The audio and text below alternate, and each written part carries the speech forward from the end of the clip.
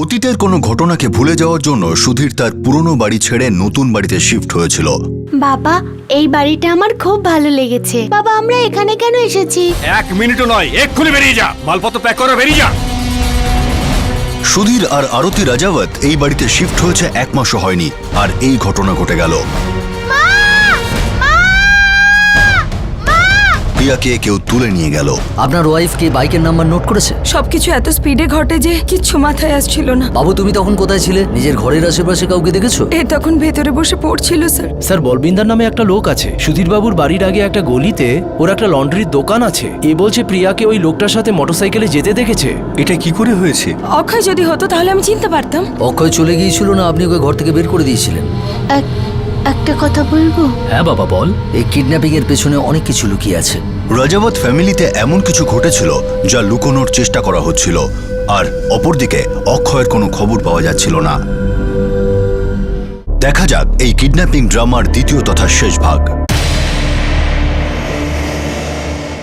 Burma sir. অক্ষয়ের সঙ্গে সঙ্গে সুধীর বাবুর ফ্যামিলির হিস্ট্রিও বের করো। Yes sir.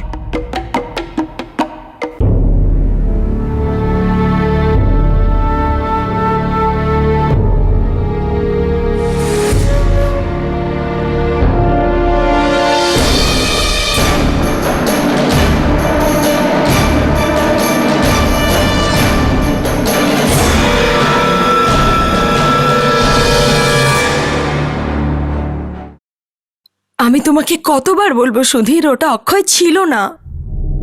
আরতি, আমাদের এখানে আসার পরে অক্ষয় কখনো এখানে এসেছিল? কি বলতে চাইছো তুমি? না, তুমি আমায় বিশ্বাস করছো না? না, আরতি, তুমি এক কথা বলছো, পুলিশ আরেক কথা বলছে। আমি বুঝতে পারছি না আমি কি করব। আমার মেয়েটা হারিয়ে গেল। সুধীর, প্রিয়া আমারও মেয়ে।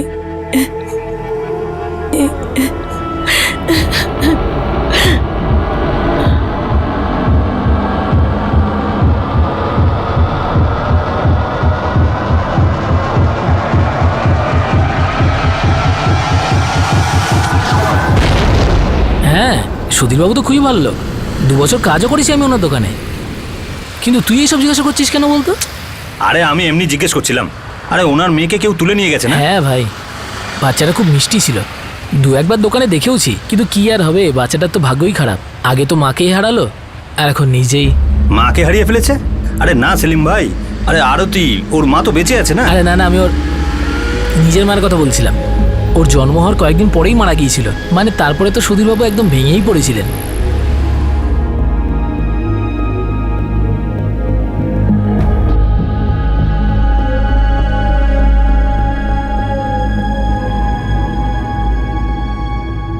সরি গো, আমি আমার দায়িত্ব তোমার ঘাড়ে চাপিয়ে দিয়ে চলে যাচ্ছি। কিন্তু আমি জানি তুমি প্রিয়াকে খুব ভালোভাবে রাখবে। প্রিয়ার খেয়াল তুমিই রাখবে, কিচ্ছু হবে না তোমার। তুমি শুধু বিশ্রাম করো, সব ঠিক হয়ে যাবে। প্রিয়া যাতে ভালোভাবে থাকে তার জন্য তুমি আমার একটা কথা শুনবে। তুমি আর একটা বিয়ে করে নিও। তুমি একজন সঙ্গী পেয়ে যাবে আর প্রিয়া মা পাবে। তোমরা দুজনেই ভালো থাকবে, এর বেশি আমি আর কি চাই।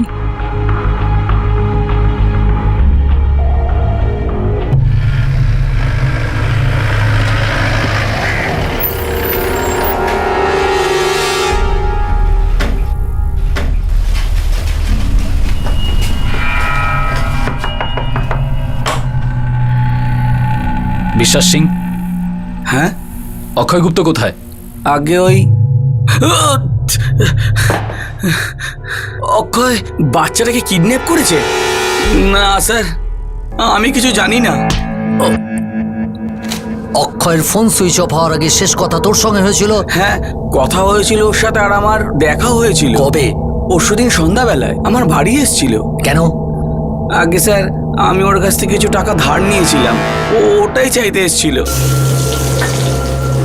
দেখ ভাই, হ্যাঁ, আমার টাকাগুলো ফেরত চাই, ভীষণ এমার্জেন্সি আছে। আরে আমারও তো এমার্জেন্সি ছিল, তাই তো চেয়েছিলাম তোর কাছ থেকে। 2 দিন সময় দে, তোকে ফিরিয়ে দেবো। আমি কোথায় পালিয়ে যাচ্ছি? আর আমি জানি তুই কোথাও পালিয়ে যাচ্ছিস না, কিন্তু আমাকে এখান থেকে যেতে হবে ভাই। যাবি কোথায়? আমি কিচ্ছু জানি না, শুধু ভাটিন্ডা থেকে চলে যেতে হবে। কোথায় যাচ্ছিল? আমি অনেকবার জিজ্ঞাসা করেছিলাম, কিন্তু ও বলেনি কিছু আমাকে। বিশ্বাস করুন স্যার। তোর কি মনে হয় ফরিদাবাদ পালিয়ে যায়নি তো?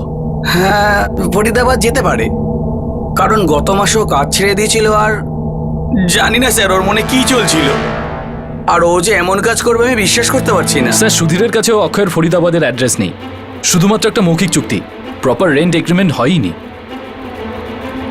বর্মা, এই কেসে একটা ব্যাপার আমার খুব জটিল লাগছে। কিডন্যাপারকে শুধু দুজনই দেখেছে, বরবিন্দর আর আরতি। বরবিন্দর বিশ্বাসের সঙ্গে বলছে যে অক্ষয়ই ছিল, কিন্তু আরতি বলছে ও অক্ষয় হতেই পারে না। স্যার, 2 মাস আগে ওর বাড়ি অক্ষয় খালি করে দেয়, আর তার কিছুদিন পর রাজাবাদ ফ্যামিলিও ওই বাড়িটা ছেড়ে অন্য জায়গায় শিফট হয়ে যায়। আমার মনে হয় না স্যার যে অক্ষয় আর রেজাবাদ ফ্যামিলির মাঝখানে শুধু ভাড়াটে আর মালিকের সম্পর্ক ছিল বলে। কোনো ঘটনা তো আছেই যার জন্য সবাই চুপ করে আছে, কিন্তু একটা ব্যাপার তো ঠিক বর্মা, এই কিডন্যাপিং পয়সার জন্য হয়নি। স্যার, ভিতরের খবর তো আপনাকে কিছু বলতে পারবো না, কিন্তু একটা খবর তো পেয়েছি। এই আরতি আর সুধীরের না দুজনের 2টো করে বিয়ে। প্রিয়া কার মেয়ে, আরতি না সুধীরের? স্যার, আরতি নিশার সৎ মা আর প্রিয়ার আসল মা, আর সুধীর প্রিয়ার আসল বাবা আর নিশার সৎ বাবা। নিশা সুধীরের নিজের মেয়ে নয়? এটা কোনো প্রপার্টি নিয়ে ঝামেলা নয় তো? কোথাও এমন নয় তো যে আরতি নিশাকে একমাত্র ওয়ারিশ বানানোর জন্য প্রিয়াকে গায়েব করে দিয়েছে? স্যার, এরকম কোনো ব্যাপার তো এখনো চোখে পড়ছে না, কিন্তু আমার সার্চিং চালু আছে। দেখ, তুই অক্ষয়ের ঠিকানাটা জোগাড় করার চেষ্টা কর খুব তাড়াতাড়ি। ও নিশ্চয়ই এই কেসের সাথে যুক্ত আছে।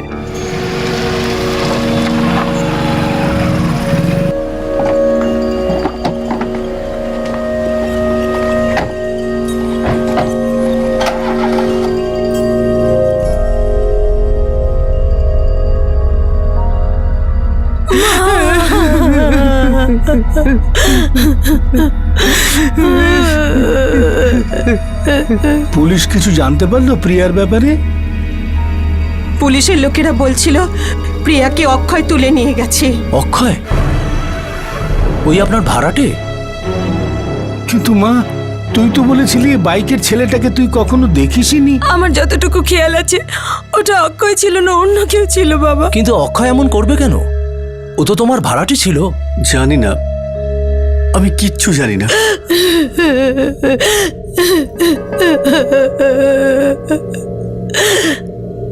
অতীতে লুকিয়ে থাকা একটা সত্যির সামনে চলে এলো, যে আরতি প্রিয়ার নিজের মা ছিল না।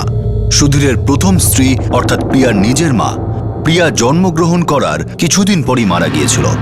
নিজের আপনজনকে মাঝ রাস্তায় হারিয়ে আরতি আর সুধীর 4 বছর আগে বিয়ের বন্ধনে আবদ্ধ হয়, আর দুজনকে তাদের পরিবারের লোকেরাই বিয়ে দিয়েছিল।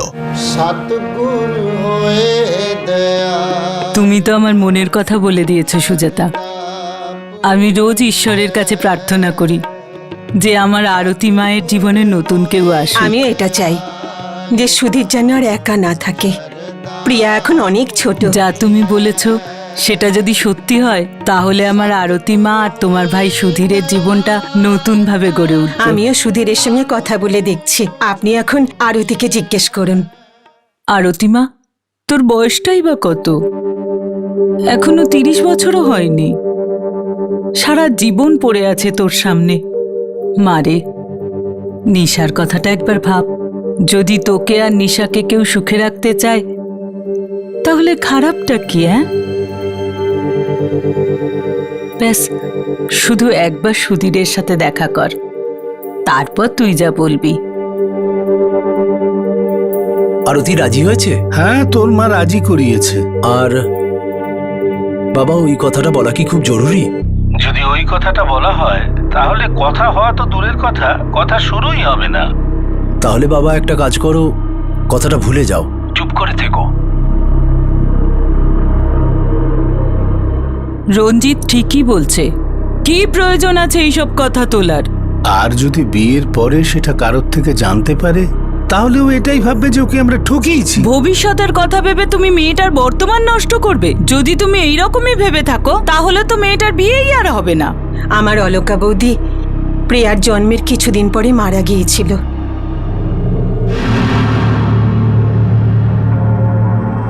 আরতি তার বিয়ের 7 বছরের মধ্যেই স্বামীকে হারিয়েছে।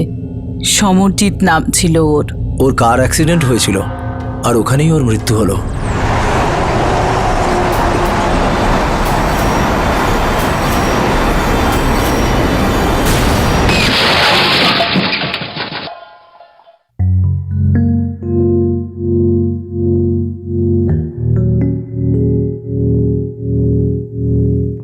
স্যার, অমৃতসরের চক পুলিশ থানায় সব খবর পেয়ে যাবেন আপনি।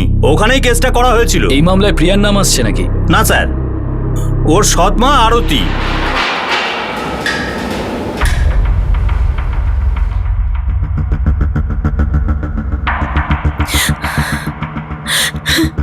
স্যার, আমি আমার স্বামীকে হারিয়েছি, আমার 5 বছরের একটা মেয়ে আছে, আর আপনারা আমাকে এসব অভিযোগ দিচ্ছেন।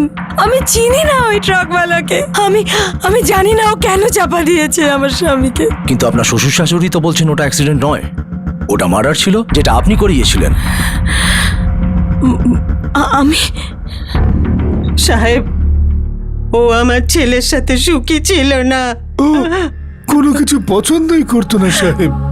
ওর চাওয়ার কোনো শেষই ছিল না। রোজ ঝগড়া হতো ওদের মধ্যে। অতিষ্ঠ হয়ে পড়েছিল ছেলেটা ওর কাছে। আমরা মেয়ে পছন্দ করাতে অনেক বড় ভুল করেছিলাম। আপনি যদি আমাদের বিশ্বাস না করেন তাহলে ওর ভাইকেই জিজ্ঞেস করে নিন। ও নিজে কতবার এসেছে দুজনকে বোঝাবার জন্য। ওই দিনও বাইরে যাওয়ার জন্য খুব জেদ করে বসেছিল। আমার ছেলে ভালোভাবে গাড়ি নিয়ে বাড়ি ফিরছিল, কিন্তু ওর ওই জেদের জন্য হিংসায় ওকে লরির সাথে অ্যাক্সিডেন্ট করিয়ে মেরে দিল। এরপর আমার ছেলে ফিরে আর বাড়িতে আসেনি। আমার সম্পূর্ণ বিশ্বাস যে সবকিছু আরতিই করিয়েছে। ওই মেরে ফেলেছে আমার ছেলেটাকে। ও আগের থেকেই তৈরি ছিল আমার ছেলেটাকে পুরো শেষ করে দেওয়ার জন্য। স্যার, আজ 3 দিন হয়ে গেল, আমার মেয়েটার কোনো খবর পাওয়া গেল? আমরা খুব চেষ্টা করছি সুধীর বাবু। অক্ষয় পালিয়ে গেছে আর ওর ফোনটা সার্ভিলেন্সে রেখেছি আমরা। ফরিদাবাদ পুলিশকেও অ্যালার্ট করা হয়েছে। স্যার, আপনি যদি এত কিছুই করছেন তাহলে আমার মেয়েটা ফিরছে না কেন? কারণ আপনি চুপ করে আছেন, আমাদের কিছু বলছেন না যে আপনার আর অক্ষয়ের মধ্যে আসলে কি শত্রুতা ছিল। স্যার, আমি কতবার আপনাকে বলেছি যে অক্ষয়ের সাথে আমার কোনো শত্রুতা ছিল না। আমি ওকে বাড়ি খালি করতে এই জন্য বলেছিলাম কারণ আমরা অন্য জায়গায় শিফট করে যাচ্ছি। আর শিফট করার 2 মাস পর আপনার মেয়ে কিডন্যাপ হয়ে গেল। আর সেদিনই অক্ষয়ের বাইকে প্রিয়াকে দেখা গেছিল। এখন ওর ফোনটা বন্ধ। মুক্তিপণের জন্য কোনো ফোন আসেনি আপনার কাছে। দেখুন, এটা কি আপনার এখনো মনে হচ্ছে না যে অক্ষয় এইসব কিছু আপনার উপর রাগ মেটানোর জন্য করছে? আমি জানি না স্যার, আমি শুধু এটুকু জানি যে আমার 6 বছরের মেয়েটা কিডন্যাপ হয়েছে আর তাকে পাওয়া যাচ্ছে না। প্লিজ প্লিজ আপনি ওকে খুঁজুন, প্লিজ স্যার। স্যার, অমৃতসরের পুলিশ আরতিকে 6 মাসের জন্য জেলে রেখেছিল। কিসের জন্য? আর ওর বিরুদ্ধে কোনো প্রমাণ পায়নি বলে ওকে ছেড়ে দিয়েছিল। কিন্তু স্যার, সমরজিতের মা বাবা এতে খুশি ছিল না। ওনারা আবার ইনকোয়ারি করিয়েছিলেন। কিন্তু পরের এনকোয়ারিতে এটাই বলছে যে এই ঘটনাটা শুধুমাত্র অ্যাক্সিডেন্ট। স্যার, ওই কেসেও আরতির ওপর সন্দেহ ছিল, কিন্তু ওর ইনভলভমেন্ট ছিল না। হতে পারে এই কেসেও সেরকম কিছু। সেটা তো প্রিয়াকে পাওয়ার পরেই জানা যাবে।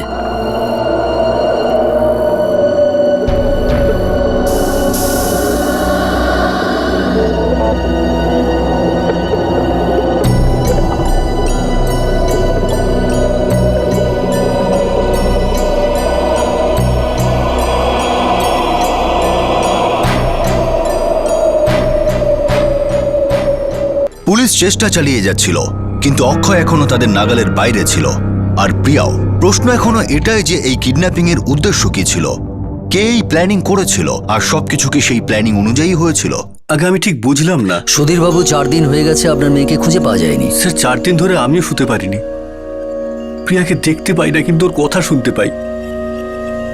নিশাও এমন চুপ করে গেছে যে কোনো কথাই আর বলছে না, যেন ও একেবারে বোবা। এতক্ষণে তো মুক্তিপণের জন্য ফোন আসতো। বোঝা যাচ্ছে না অক্ষয়ের কি প্ল্যান আছে। আর দ্বিতীয়ত, যদি আমরা আরতি দেবীর কথা মেনে নিই যে ওই কিডন্যাপার অক্ষয় নয় অন্য কেউ, তাহলে তো এই কেস আরো জটিল হয়ে যাবে, কারণ সেই কিডন্যাপার এবং তার ইচ্ছা এখনো আমরা জানতে পারিনি। সুধীর বাবু, জেনে শুনে এভাবে চুপচাপ থাকবেন না। কারণ আপনার চুপ করে থাকা কাউকে বাঁচাবে কি বাঁচাবে না জানি না, কিন্তু আপনার মেয়ে প্রিয়ার ক্ষতি আরো বাড়াবে।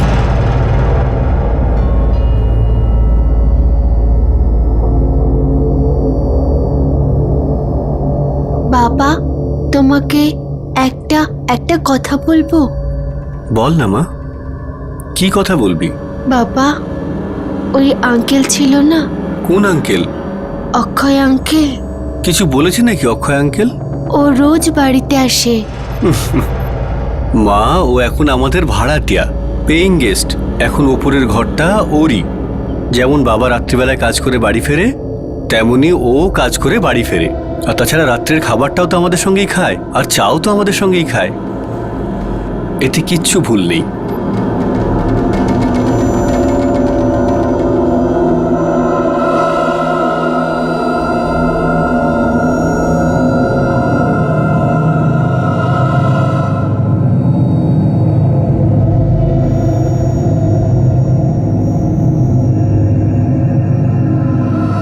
ও দুপুরবেলাতেও আসে, যখন তুমি থাকো না ঘরে। আচ্ছা, মা তুই ঠিক কি বলতে চাস? ও কি কিছু করেছে তোর সাথে?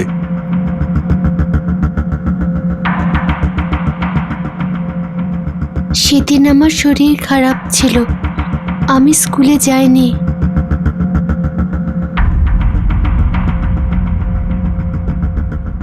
আমি জল খেতে কিচেনে গেলাম, আর ঠিক সেই সময় কিছু আওয়াজ শুনলাম। আওয়াজ মায়ের ঘর থেকে আসছিল।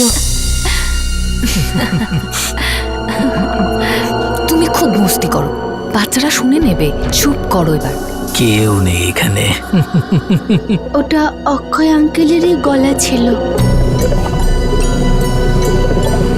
মা, ওর বাড়িতে কোনো কাজ ছিল তাই হয়তো এসেছিল। তুই কিচ্ছু চিন্তা করিস না, সব ঠিক আছে।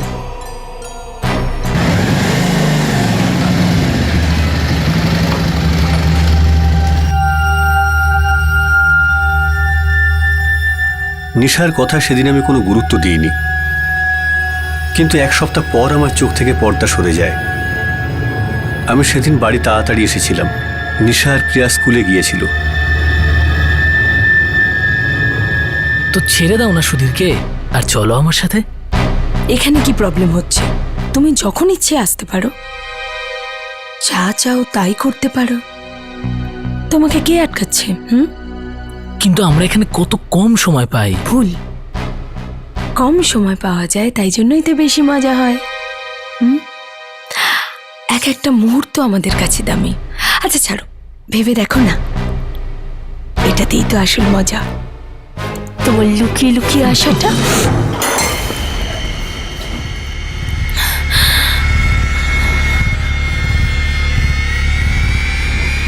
যখন নিশা আমাকে বলেছিল তখন আমি ভেবেছিলাম ও তো বাচ্চা, হয়তো কিছু ভুল ভাবছে।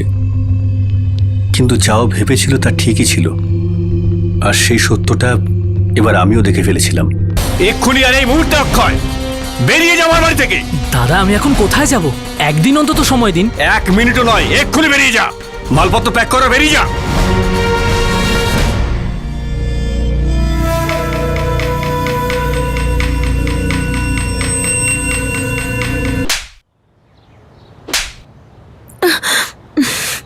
অনেকবার বেড়ে গেছিস তুই, এবারে সব নাটক বন্ধ কর।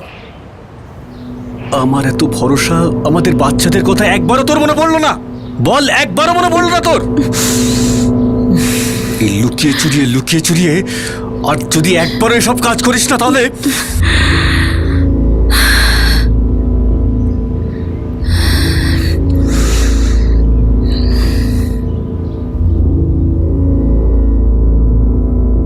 আমি এ ব্যাপারে চুপ করে থাকাই ঠিক ভেবেছিলাম, কাউকে বলতে পারিনি।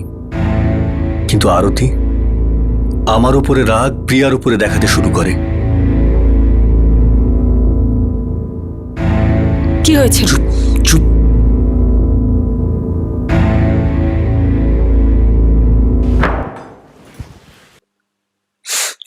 এটা ভাবিস না যে আমি কিছু জানতে পারছি না, সব দেখছি আমি। প্রিয়ার সঙ্গে কি ব্যবহার করিস তুই? তুই অকারণ গায়ে হাত তুলিস ওর। আর কিন্তু এরকম করতে দেখলে আমি সহ্য করতে পারবো না, একদম ডিভোর্স দিয়ে দেবো তোকে। হ্যাঁ, তা দাও না ডিভোর্স, দিয়ে দাও। আর তোমার সাথে থাকতেই বা কে চায়? কিন্তু একটা কথা মনে রেখো, আমার আর নিশার খরচ চালাতে হবে। বড় এসেছে ডিভোর্স দিতে। একটা টাকাও পাবি না তুই, শুধু বদনাম পাবি তুই। আর এটাও ভাবিস না এত সহজেই ছেড়ে দেবো তোকে। যদি আমি এই সম্পর্ক নষ্ট করি তো তোর দিমাগও আমি ভেঙে দেবো। তোর এই নোংরামির কথা আমি সবার কাছে ফাঁস করে দেবো। এটা ভুলে যাস না যে তোকে নোংরামি করতে তোর মেয়ে সবার আগে নিজের চোখে দেখেছে। আর কোন মুখে তাকে কোর্টে তুই মিথ্যে প্রমাণ করবি বল?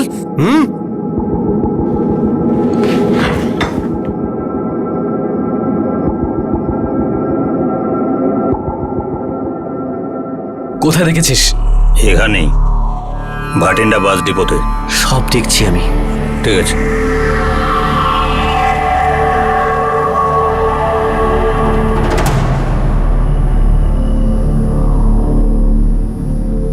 সেখান থেকে যেন না পালায়। আমাদের লোক ওর ওপর নজর রেখেছে স্যার।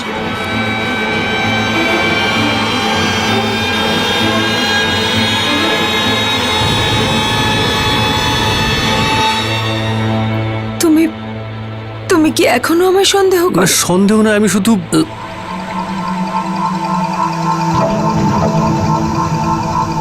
সত্যি করে বলো, তুমি কি এখনো আমার উপর রেগে আছো? না, একদম না। আর যা কিছু ঘটেছিল সেসব তো আমি পিছনে ফেলে এসেছি। আমি যা করেছি সুধীর, তার জন্য আমার এখনো খুব আফসোস হয়, খুব আফসোস।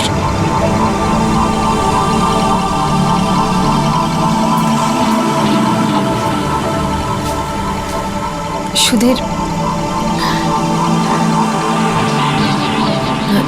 সুধীর, বুঝতে পারছি না যে আমি আমার পাপের শাস্তি কি করে চাইব। ভুল নয়, পাপ করেছি আমি।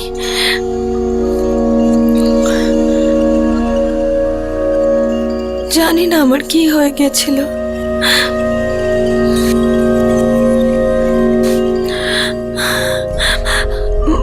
মাথা ঠিক ছিল না আমার। আমি তোমাকে মিথ্যে বলবো না সুধীর। অক্ষয় আমাকে দেখতো, আমারও আস্তে আস্তে ভালো লেগে যায় ওকে। আমি বুঝতেই পারিনি আমি কি করে ওর দিকে ঝুঁকে পড়লাম।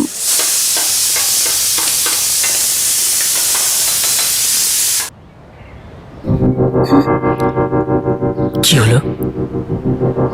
আমি ছুঁয়েছি বলে কি খারাপ লাগলো? আমিও কি সব জিজ্ঞাসা করছি। আমার ছোঁয়া যদি তোমার ভালো না লাগতো অনেকক্ষণ আগেই দূরে সরে যেতে, আর না হলে আমাকেই দূরে সরিয়ে দিতে। তুমিও এই দিনটার জন্য অপেক্ষা করছিলে না, কখন আমি তোমার কাছে আসবো, তাই না? অক্ষয়, আমি জানি আমি অন্যের স্ত্রী, তুমি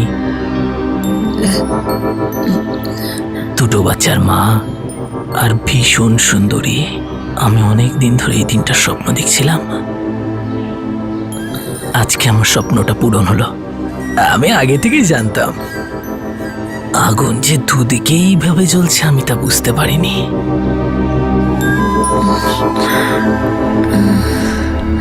ভুল হয়ে গেছে আমার সুধীর।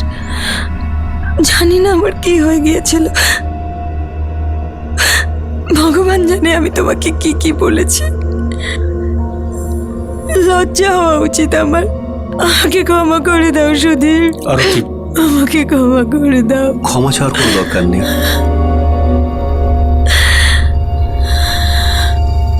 তুমি তোমার কাজের জন্য লজ্জিত, এটাই যথেষ্ট। এই ঘরে আমার জীবনে তোমার জন্য সারা জীবন জায়গা থাকবে। বরং ধরে নাও তুমি কিছুদিনের জন্য ঘরের বাইরে চলে গিয়েছিলে, আবার ঘরে ফিরে এসছো। ভালো বরং এটাই হবে যে আমরা আবার নতুন করে জীবন শুরু করি।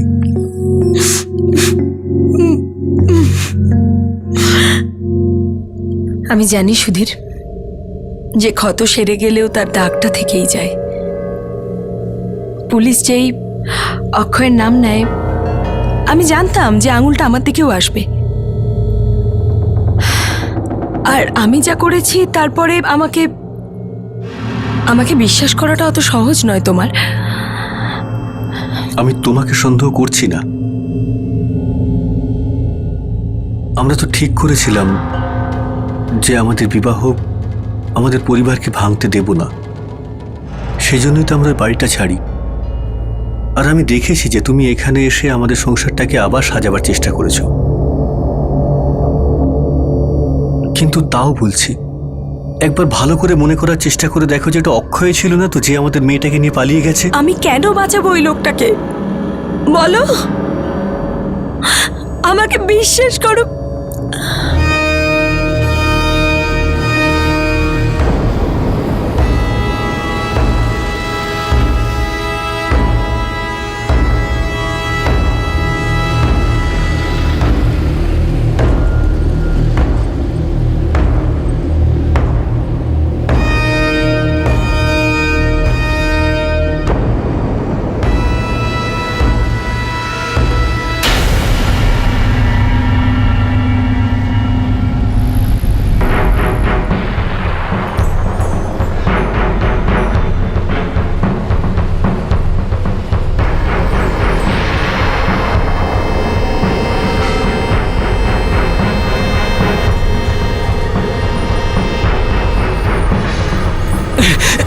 স্যার স্যার স্যার আমি কিছু করিনি স্যার, আমি জানি না স্যার প্রিয়া কোথায়। আমি জিজ্ঞেস করেছি প্রিয়ার ব্যাপারে কিছু জানতে চেয়েছি, প্রিয়া কোথায় এখন বলে ফেল। প্রথমে তুই কি করেছিলি? প্রিয়া কোথায়?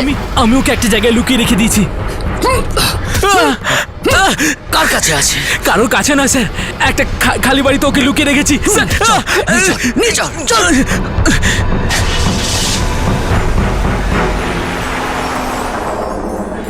লন্ডনের ওই লোকটা নিজের চোখে ওকে দেখেছে, অক্ষয় বাইকে প্রিয়াকে নিয়ে যাচ্ছে।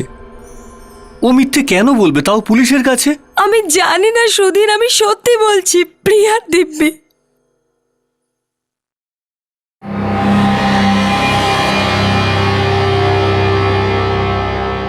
বাবা, হ্যাঁ মা।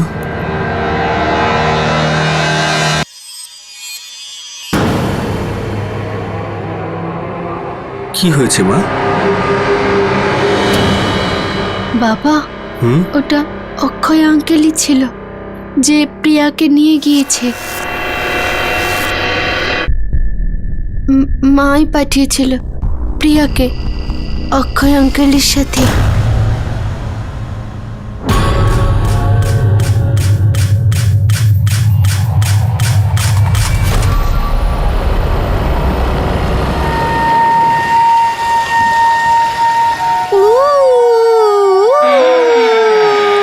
হ্যালো প্রিয়া, হ্যালো, কেমন আছো?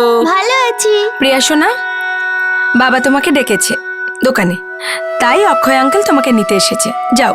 বাইকে করে যাব? অবশ্যই বাইকে করে যাব, খুব মজা হবে। নিশা দিদিকে নিয়েও তাহলে যাই, আমি এক্ষুনি ওকে ডাকছি। না মা, বাবা তোমাকে একা ডেকেছে। ওই যে তোমার স্টাডি টেবিল চাই না অনেক বড়, সেটা দেওয়ার জন্য। নিশা দিদি এখন হোমওয়ার্ক করছে, তাই তুমি যাও আঙ্কেলের সাথে, খুব মজা হবে বাইকে। চলো চলো চলো, বাবার কাছে যেতে হবে, খুব মজা খুব হবে। মজা হবে। চলো।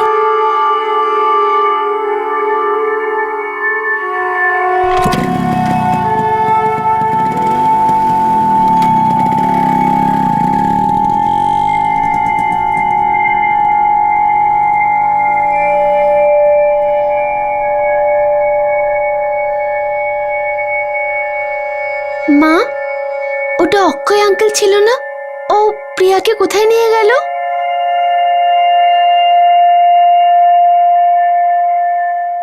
চুপ, একদম মুখ বন্ধ রাখবি। আর একটা কথা খেয়াল রাখবি যে তুই কিচ্ছু দেখিসনি, খবরদার। যদি বাবার সাথে বেশি পীড়িত করতে যাস না, তাহলে জিভ টেনে ছিঁড়ে ফেলবো, এমন জায়গায় পাঠিয়ে দেবো যে কখনো ফিরতে পারবি না। বাবা, মা আমাকে রোজ ভয় দেখায়, বলে যদি আমি তোমাকে সব বলে দিই তাহলে মা মেরে দেবে। আমি মেরে ফেলবো তোকে? সুধীর ও কি আজে বাজে বকছে, কেউ ওকে বিষ ঢালছে। তুমি ওকে বিশ্বাস করো না, কেন তুই মিথ্যে কথা বলছিস? বাবা, আমি মিথ্যে কথা বলছি না। অক্ষয় আঙ্কেল 2-3 বার আমাদের বাড়িতে এসেছে। মা তখনও কথা বলেছে ওর সাথে। না, ও মিথ্যে কথা বলছে। সুধীর, আমি বলছি মেয়েটা পাগল হয়ে গেছে, তুমি শোনো আমার কথা। হ্যালো সুধীর বাবু, অক্ষয়কে পাওয়া গেছে। প্রিয়াকে পাওয়া গেছে? হ্যাঁ, পাওয়া গেছে, কিন্তু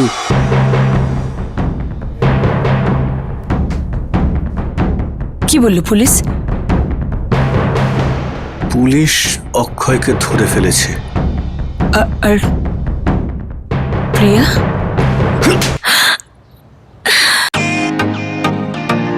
ওয়েলকাম টু বিটেন ওয়ার্ল্ড।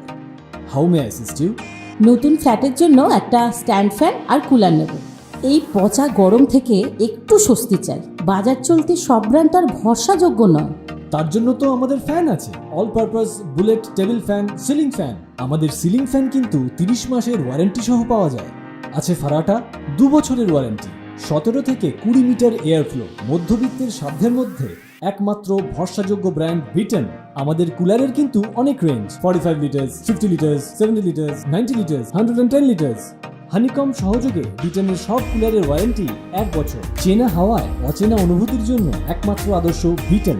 গরমে স্বস্তি পেতে বিটেনের ফ্যান হোক বা কুলার, আজই আনুন বাড়িতে। Beaten, digitally yours.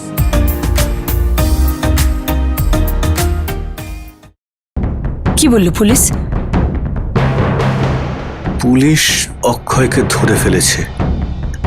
আর প্রিয়া?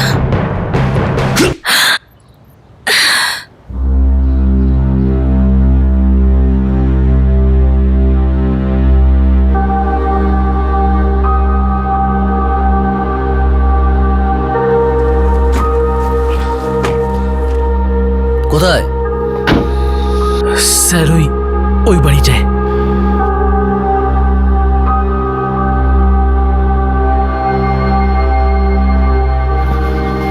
কল।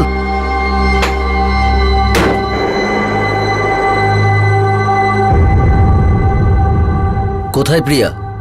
খাটের নিচে।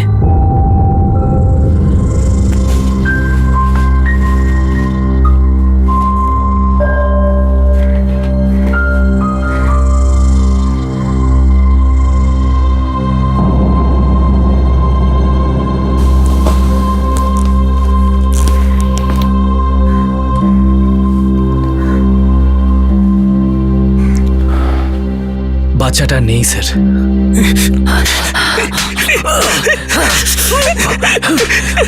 নিয়ে যাও, চল।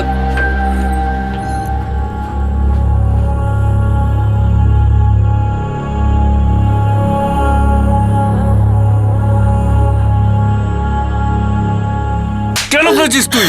বল কেন করেছিস? বল বল কেন করেছিস তুই? আরে জামাইবাবু, কি হয়েছে? কি করেছো? কি হয়েছে সুধীর? তুই কেন ওকে মারছিস? জিজ্ঞেস কর ওকে। নিশামা, কি হয়েছে সোনা?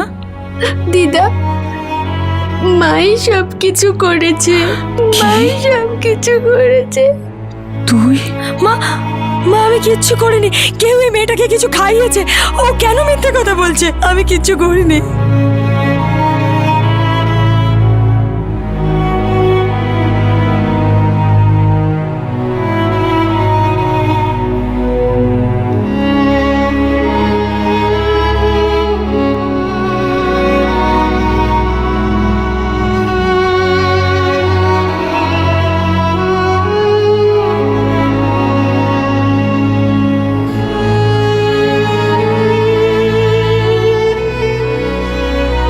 আমি আমার দায়িত্ব তোমার ঘাড়ে চাপিয়ে দিয়ে চলে যাচ্ছি, কিন্তু আমি জানি তুমি প্রিয়াকে খুব ভালোভাবে রাখবে।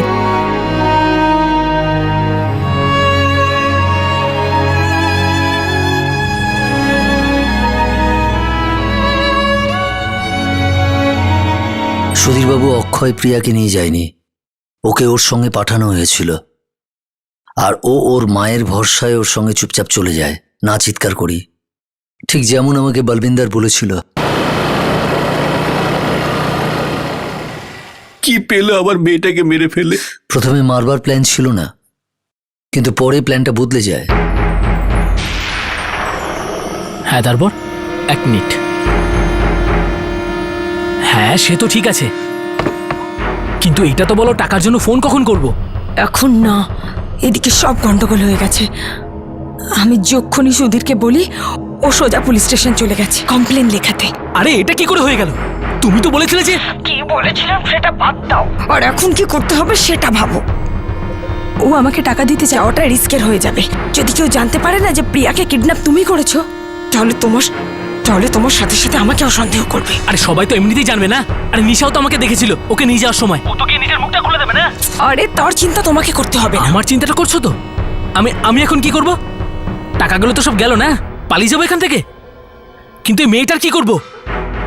প্রিয়াও তো আমাকে দেখে ফেলেছে, এবার ওকে কি করব বলো? এদিকে সবটা আমি সামলে নিচ্ছি, কিন্তু এই প্রিয়ার ব্যবস্থা তোমাকেই করতে হবে।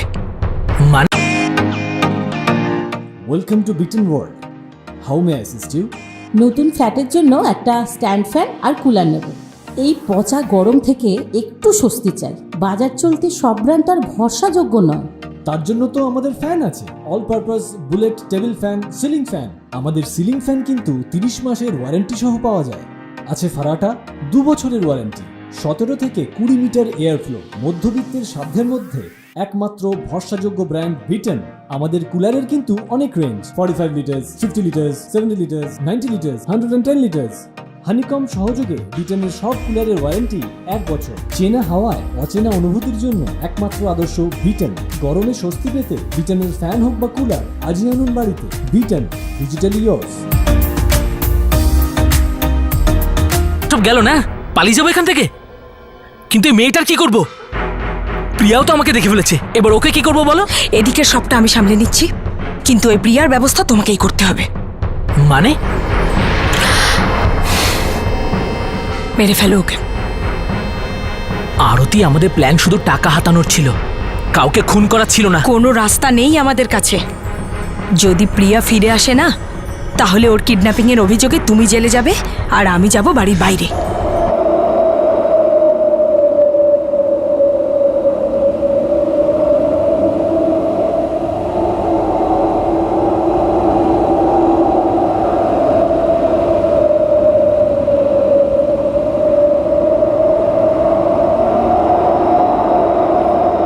অক্ষয় আঙ্কেল, কত দেরি হয়ে গেল? বাবা কখন আসবে? স্টাডি টেবিল অনেক বড় হবে না? আমরা কোথা থেকে আনবো? আমি ওর উপর ডল রাখবো, আমার আরো অনেক জিনিস রাখবো। যেদিন অক্ষয় প্রিয়াকে নিয়ে গেল ওই দিনই ওকে মেরেছে। আরতি করেছে এসব। আমি মন থেকে ওকে ক্ষমা করে দিয়েছিলাম। এটা ভেবেছিলাম যে ও হয়তো নিজের ভুল বুঝতে পেরেছে। তাই আরতি আর অক্ষয় সম্পর্কের ব্যাপারে কখনো আপনাকে কিছু বলিনি। ভেবেছিলাম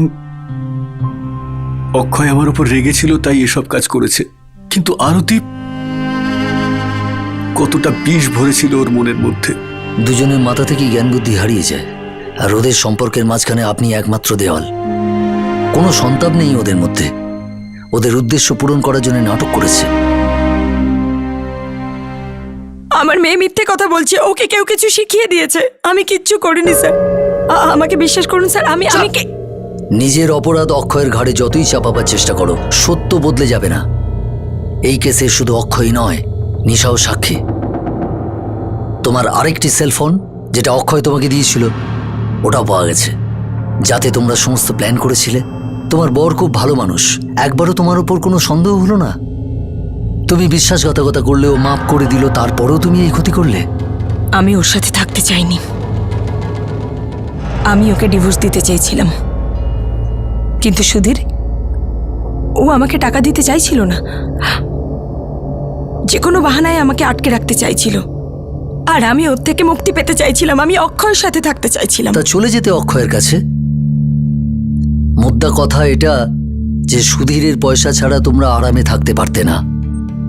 তুমি অক্ষয়ের সঙ্গ এবং সুধীরের টাকা দুটোই একসঙ্গে চেয়েছিলে, আর সেই কারণে নিরপরাধ শিশুর জীবন নষ্ট হলো। আমি এরকম কখনো চাইনি স্যার, কিন্তু সুধীরের সব থেকে বড় দুর্বলতা ছিল প্রিয়া। প্রিয়ার জন্য সবকিছু করতে পারত, আর আমি প্রিয়াকে ব্যবহার করে সবকিছু পেতে পারতাম যা আমি চেয়েছিলাম। কি পেলে? সত্য তো এটা আরতি যে তুমি যার জীবন নিলে সে তোমাকে মায়ের মতো ভাবতো। এই খুন অক্ষয় একা করেনি, ওই বোকা তোমার প্রেমের চক্করে ফেসে গেল, আর তোমরা দুজনে তাই অমানবিক কাজটা করে ফেললে।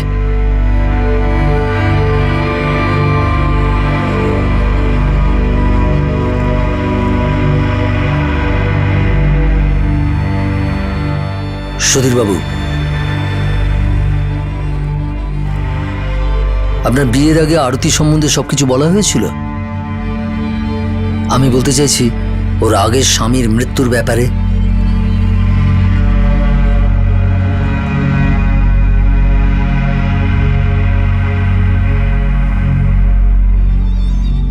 বাবা সুধীর, আমরা খুব বড় ভুল করেছি। আমরা তোমাকে সত্যিটা লুকিয়েছি। আমরা নিজের স্বার্থের কথা ভেবেছি। তোমার অবস্থা আমরা বুঝতে পারছি। এখন থেকে আমরাই ওর দেখভাল করব। নিশা আমার মেয়ে, ও এখানেই থাকবে, নিজের বাবার কাছে। আমি ওর দেখাশোনা করব।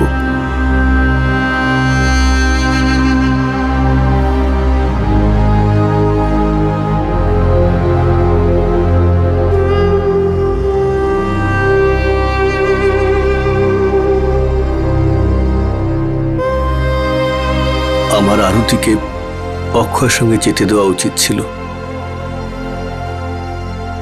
ওর অর্থ, ডিভোর্স, যা দরকার ছিল সব দেওয়া উচিত ছিল। তাহলে হয়তো আমার প্রিয়া তো বেঁচে থাকতো। প্রিয়াকে আমি কখনোই ভুলতে পারবো না, না আরতির এই কাজটাকে। আর নিশা রইল আমার সঙ্গে। নিশার প্রতিপালন এখন আমার দায়িত্ব। আমাদের দুজনেরই এখন দুজনকে দেখাশোনা করতে হবে। অক্ষয় আর আরতির বিরুদ্ধে আইপিসির 365 ধারা অনুযায়ী অপহরণ, 302 ধারা অনুযায়ী হত্যা আর 120 বি ধারা অনুযায়ী অপরাধমূলক ষড়যন্ত্রের অভিযোগ করা হয়েছে। সুধীর পুরোপুরি ভেঙে পড়েছিল। নিশাও গভীর আঘাত পেয়েছিল। এত কম বয়সে সে যা দেখেছিল, যা সহ্য করেছিল, তা ভুলে যাওয়া অত সহজ নয়। নিশা তার মাকে নিজের বাবার সাথে বিশ্বাসঘাতকতা করতে আর নিজের সৎ বোন প্রিয়াকে নিজের মায়ের প্রেমিকের হাতে কিডন্যাপ হতে দেখেছিল। এমনকি নিশার মুখ বন্ধ রাখার জন্য তার মা তাকে মাঝে মাঝে ভয় দেখাতো। সে একজন মায়ের একদম বিপরীত আর ভয়ঙ্কর মূর্তি দেখেছিল। কিন্তু ঈশ্বরের কৃপায় এখন নিশা একজন সংবেদনশীল আর দায়িত্ববান বাবার কাছে মানুষ হচ্ছে। বিয়ের বন্ধনে আবদ্ধ দুজন মানুষের মধ্যে কোনো একজন যদি নিজের সুখ সেই সম্পর্কের বাইরে খুঁজতে যায়, তাহলে তখনই সেই মানুষটাকে সেই সম্পর্ক থেকে মুক্ত করে দেওয়াই ভালো, তা সেটা করা যতই কঠিন হোক না কেন। এমন পরিস্থিতিতে অপর মানুষটারও নিজের ইচ্ছে, নিজের কথা পরিষ্কারভাবে বলে দেওয়াই উচিত। কাউকে জোর করে কিছুক্ষণের জন্য চুপ করিয়ে রাখা যেতে পারে, কিন্তু সেই চুপ করে থাকার পিছনে সেই মানুষটার রাগ কখনো যায় না। বরং এমনটা করলে অসহায়তায় যে মানুষটা মুখ বন্ধ করে আছে তার মধ্যে ঘৃণার আগুন জ্বলতে থাকে। আর এই ঘৃণার আগুন শুধু জীবনের সুখকেই নয়, বরং পুরো জীবনটাই শেষ করে দেয়।